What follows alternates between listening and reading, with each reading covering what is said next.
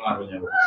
Ya, pengaruhnya sih sangat luar biasa karena kan sejak awal saya juga sudah menyatakan bahwa tertangkapnya 8 orang itu karena kontribusinya Dede dan Aep. Apakah keterangan mereka betul sejak awal juga kan saya sudah menyadari ini ada kebohongan. Hanya dan yang anehnya kan itu juga kan sebetulnya Dede dan Aep kan hanya dibacakan DBAP-nya di persidangan. Dalam persidangan saya sudah meminta 4 kali kepada majelis hakim. Bisa nggak Dede dan Aep dihadirkan, memaksa dihadirkan. Tetapi waktu itu alasannya alamat dan orangnya tidak bisa diketahui. Nah sekarang dengan kemunculan Dede, sebetulnya saya sih suatu saat punya keyakinan gitu. Dan kejar-kejaran dengan PK.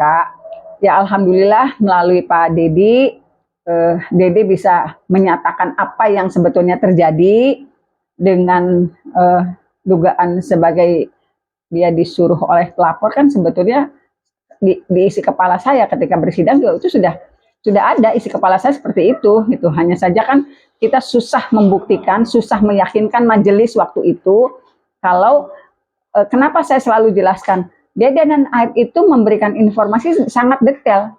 Siapa pelakunya, siapa yang mengejar, naik motornya apa. Sebetulnya itu tuh isi pledoi saya gitu. Tetapi sekarang misalnya Dede datang kemudian berkomunikasi dengan Pak Dedi ya, alhamdulillah.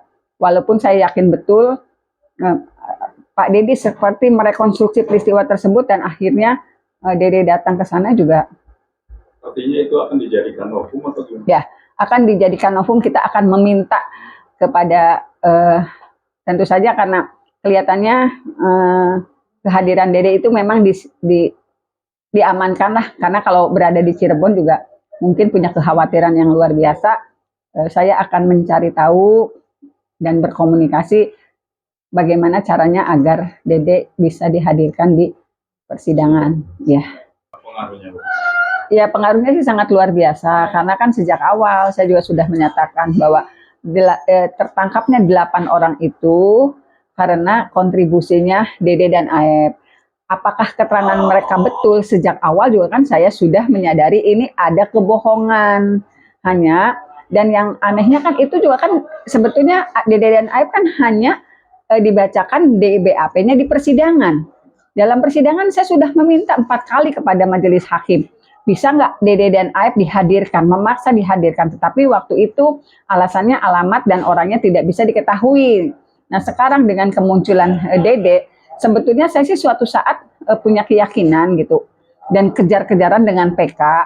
Ya alhamdulillah melalui Pak Dedi, Dede bisa menyatakan apa yang sebetulnya terjadi dengan dugaan sebagai dia disuruh oleh pelapor kan sebetulnya di isi kepala saya ketika bersidang itu sudah ada isi kepala saya seperti itu gitu. Hanya saja kan kita susah membuktikan, susah meyakinkan majelis waktu itu kalau kenapa saya selalu jelaskan Dede dan Aep itu memberikan informasi sangat detail. Siapa pelakunya, siapa yang mengejar, naik motornya apa. Sebetulnya itu tuh isi pledoi saya gitu. Tetapi sekarang misalnya Dede datang kemudian berkomunikasi dengan Pak Dedi ya, alhamdulillah. Walaupun saya yakin betul Pak Dedi seperti merekonstruksi peristiwa tersebut dan akhirnya Dede datang ke sana juga. Artinya itu akan dijadikan novum atau gimana? Ya, akan dijadikan novum. Kita akan meminta kepada tentu saja karena kelihatannya kehadiran Dede itu memang diamankan lah, karena kalau berada di Cirebon juga mungkin punya kekhawatiran yang luar biasa.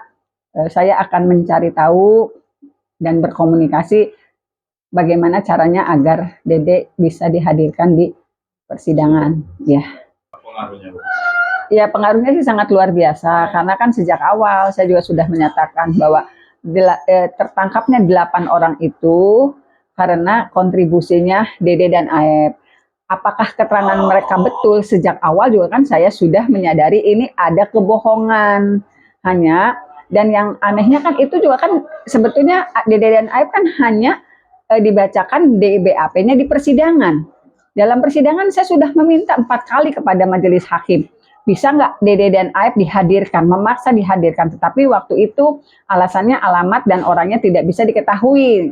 Nah sekarang dengan kemunculan Dede, sebetulnya saya sih suatu saat punya keyakinan gitu dan kejar-kejaran dengan PK.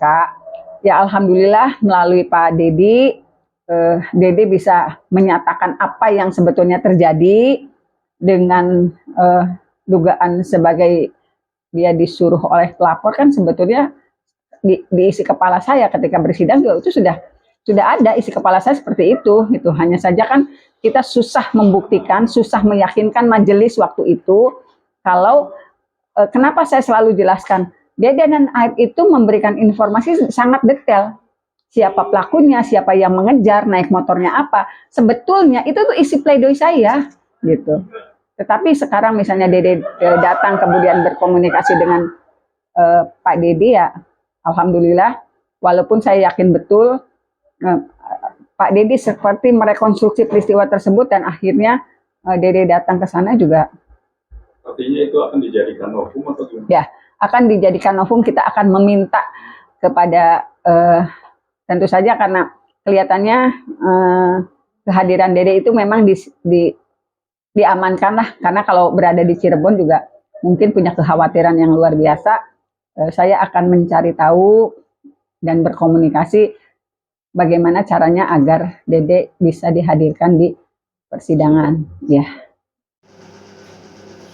Tetapi sekarang misalnya Dede datang kemudian berkomunikasi dengan Pak Dedi, ya alhamdulillah, walaupun saya yakin betul Pak Dedi seperti merekonstruksi peristiwa tersebut dan akhirnya Dede datang ke sana juga. Artinya itu akan dijadikan novum atau gimana? Ya, akan dijadikan novum. Kita akan meminta kepada tentu saja karena kelihatannya kehadiran Dede itu memang diamankan lah, karena kalau berada di Cirebon juga mungkin punya kekhawatiran yang luar biasa. Saya akan mencari tahu dan berkomunikasi bagaimana caranya agar Dede bisa dihadirkan di persidangan. Ya.